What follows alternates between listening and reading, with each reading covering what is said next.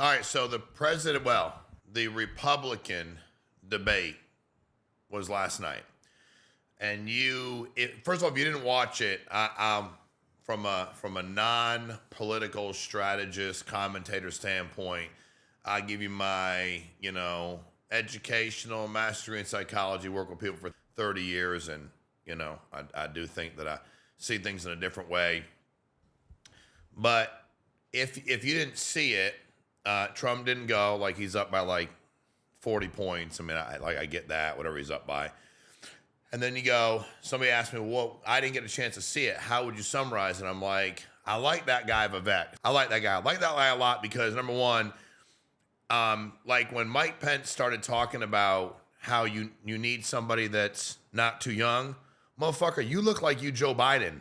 Like, Pence looked like he's about ready to fall off a bike in about 2 years. So, like, let's slow the fuck down.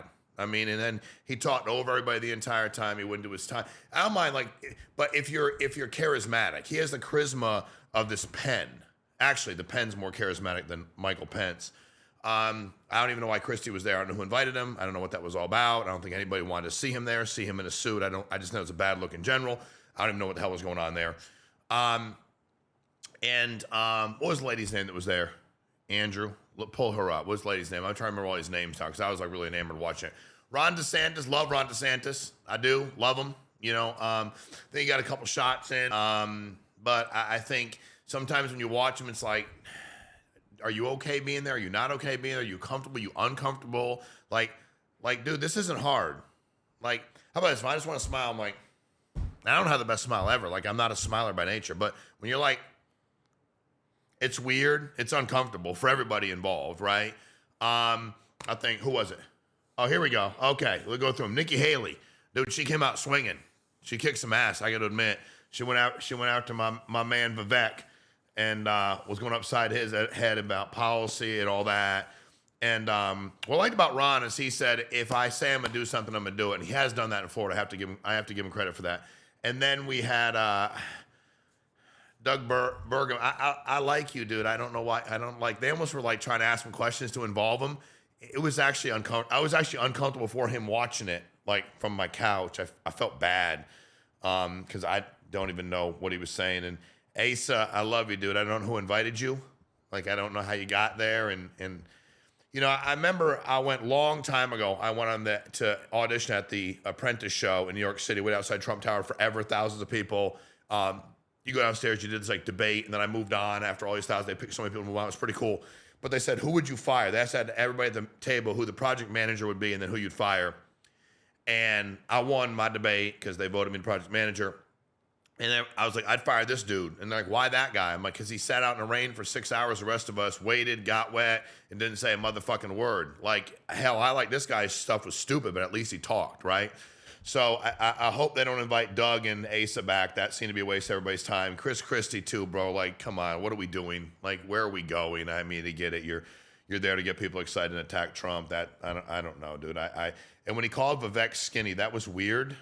I tend not to dog anybody for their body type. And in case nobody's told Chris Christie and he hasn't seen him, so you have no right to dog anybody for their body type ever, bro. Like, ever in your life. In case nobody's enlightened you on that. Tim Scott was good, dude. He said some pretty cool stuff, and I liked his point of view, and I think he was measured and good in his responses. But I think Vivek and I do think Nikki Haley did well. First one. I also like that Vivek. I watched all because the whole thing intrigues me, and even though we're just really trying to see is anybody going to be picked as VP, and because Trump's obviously at the nomination. He's up. He's up by 6 touchdowns, so I think he's pretty safe there. And certainly none of them, when you came out of it, were like, oh my God, they're so much better and so much better prepared. I do think it was smart. Christie, obviously, that's just his mission. But when somebody's up by that much and we're all trying to come together as whatever party you're with, if you're like, dude, I'm trying to energize it, you just like, you are trying to fight the other team. And so I think it's, you can make the same argument about Trump. You're like, well, he won't sign and endorse if somebody else beats him. And I'm like, I would. Like, that'd be weird. I'm like, I'm going to compete, and whoever on our team wins, I'm going to endorse them. I think you should. I think that's the right thing to do. But, he's up by a ton. you know? So, but I think Vivek's going to continue to shine. And I think that, you know, Chris Christie hopefully won't be back. Mike Pence, who, fuck, please, I'd rather eat a bag of thumbtacks laced with cyanide than listen to him fucking talk.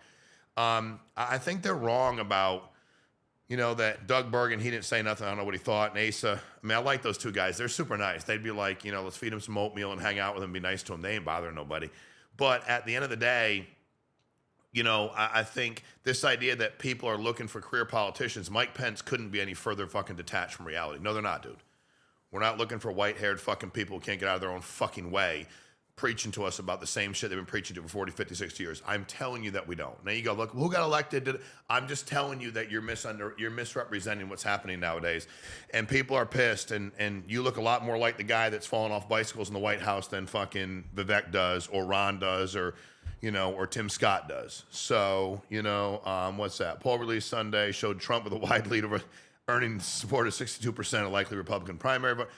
DeSantis was distant second at 16. That's not even a distant second. That's just that's a bloodbath. Vivek 38, I like that. Yeah, one notable line. Pence called him a rookie. That's right. He called him a rookie who would need on-the-job training. Yo, you're just old, bro. You just old with white hair. Like, you're fucking boring. You're not exciting. And also, I think we like real people. If you ask me who's real on that stage, I don't mean like real politician or not, Vivek, I do think Ron DeSantis is authentic. I do. I think he genuinely believes the things he's saying. And Nikki Haley seemed to, and so did Tim Scott. Here's the other thing I liked.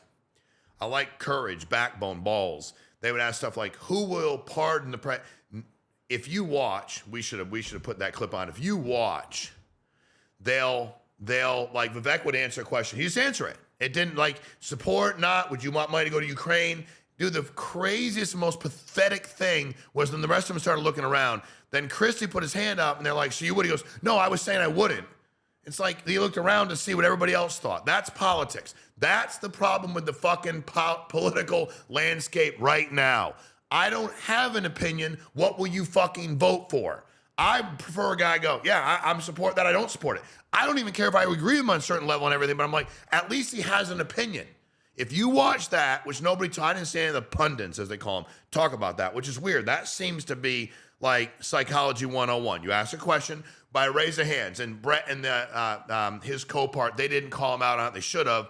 You know, they kind of did like, Chris, what first thing they should have said was, the most decisive person was Vivek. Good, bad, or indifferent. He was like, he didn't look around. He didn't go like, you know, some of those people, and they're like, are you in? You're like, yeah, I'm in. Are you? I'm like, you're like, are you in? Yeah, man, I'm in. I don't fucking, if I look around and go, shit, I'm the only one in? All right. Or I'm the only one out? But I ain't worried about I have my own opinion. And that's the problem nowadays. What are people going to say? And they wouldn't answer certain questions. Would you pardon them? Would you do this? Would you do that? What do you believe about Ukraine? Dude, just answer the questions. Literally, just fucking answer the questions. So I love that about him. So it was interesting. It would have been a lot more interesting had Trump done it. If Pence and Biden debate, we are going to like go into a severe depression in the country because neither one of them can put a fight. It would be painful because you got two people that think they're better than everybody else in the world that look like Pence has got to be in better health than Biden. It'd be impossible not to be. And here's the last one. They stole this question from us. Remember we talked not too long ago about mental acuity and measuring that when you're a fucking politician? This is what I don't like about Vivek. Vivek, you fucked this one up. I don't know who the fuck in charge of this. They all said, well, you know what? No, it's up to the voters. Motherfucker, the guy or girl in the White House, we have every right to know if they have the mental aptitude and capability to fucking do the job. We're not saying they need to be the smartest person in the history of the world. Shit, we've seen these politicians. A lot of them ain't that fucking smart. But they have to be able to literally be mentally competent. What is wrong with checking the mental competence of people that are going to be in the White House? Let alone any political position, but especially be the president of the United States. And every one of them fucked that up. I was like, Vivek's going to kill it. And I think the voters, I'm like, now he became a coward. You got in stage room for an hour and 48 minutes, Vivek, and you turned into a coward. Now you go like, well, we would take the voting rights away from the people. We can't do that. No, we have every right to make sure. What if you elected somebody who's 38 like Vivek, and he had a severe stroke, and he couldn't make decisions? We wouldn't, and I'd for you civics students, you would tell me what would happen, what action they would take, what article they would vote on, and how they would move the VP. I got all. I don't know all that. But we would do something about it. What if somebody takes the office and we all believe they're mentally competent, and then there's questions about if you can't, Joe Biden can't put a sentence together. And somebody said, man, did you hear what he said about the fires in Hawaii? He tried to make it analogous to his kitchen fire, and he just losing his mind. I'm like, dude, he's not. Okay, first of all, he's definitely losing his mind. But he's just also just like actually not a good fucking person for saying that. You talked about losing your Corvette. That's how out of touch politicians are with reality today. They can get up and say anything they want in front of anybody. I think they're in for a rude awakening during the election. I think there's a lot more people. They started the debate out. Did you see what they started the debate out with? With that song, Richmond, North of Richmond. They played that song, a part of it, because that's how fucking people feel. That damn thing got like 30 million views on YouTube in a couple weeks. Some dude out with his guitar, his dogs in the back of his house, and a microphone on a stand in the woods. Number one right now. Number one fucking song. You want to know why?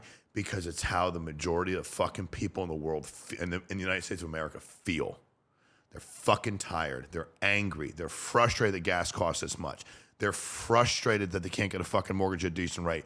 They're frustrated that the American dream is now an interest rate they can't fucking afford. They're frustrated because their job doesn't go far enough. They're frustrated their dollar is taxed too much.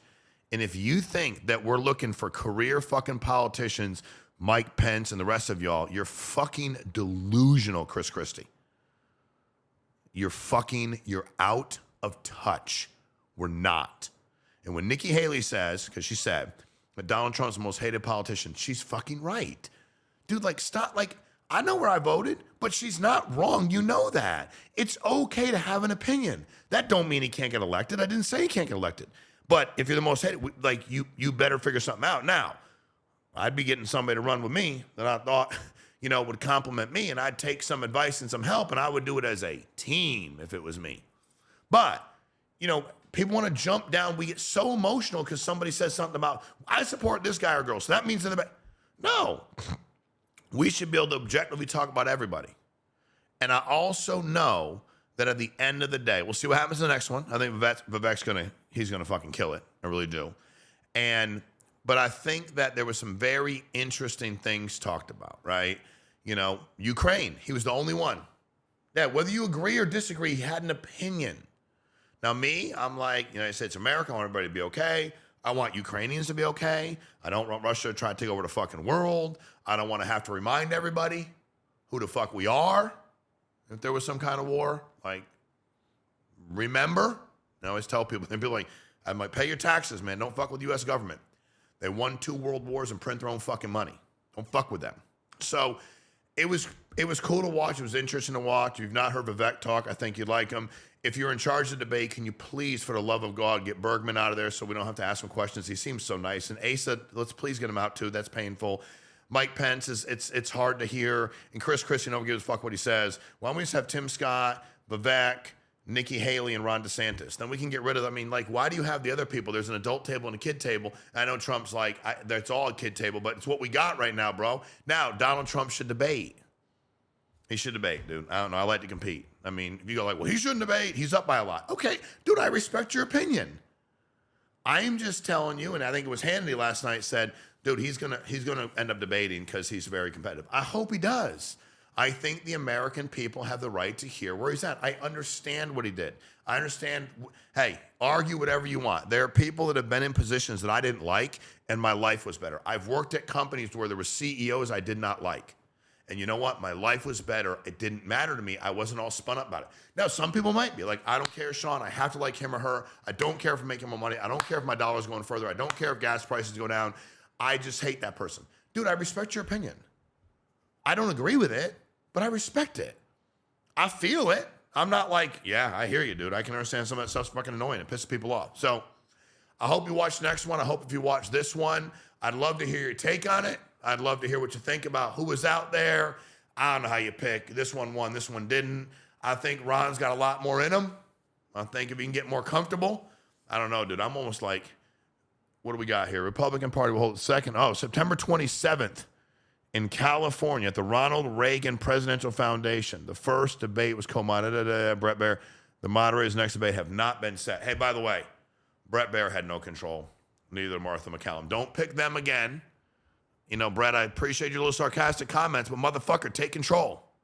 Hey, Ron, your time's up. Actually, it'd be more like Pence. Mike, enough. Hey, Mike, one more time you go over your time, we're going to mute your microphone. How about that, Mike? Can you, Mike, nod your head? Mike, got it. Thank you. By the way, would the American people want somebody that can't follow any directions and have the respect for our time in here? Would that be hard, Brett? Not hard. I'll do it if you want me to. Not very complicated. Hey, Chris Christie, your time's up. You didn't answer the question. Got it. Hey, Ron, answer the question. Will you get to it? Yes, I will. Got it. You got 20 seconds. You have to be in charge. You can't be a moderator watching other people bully you around. And hell, you didn't have Trump there. You ain't got no shot at Trump comes in. Shit, he'll be sitting in your fucking seat ringing the bell if you don't take control. If you don't take control, other people will. So I'm looking forward to it. It was interesting. I think we should, I'm interested to see what happens over the next year. I want us as a country to be in a better place. I want whoever can put us in a better place to be in the place to put us in a better place. And I love your feedback and what you thought about the debate last night, where you're at, where you're going. What I was going to say real quick about Ron is, Ron, relax, bro. Take a breath. I'm glad you're straight and narrow as a motherfucker, and that's awesome.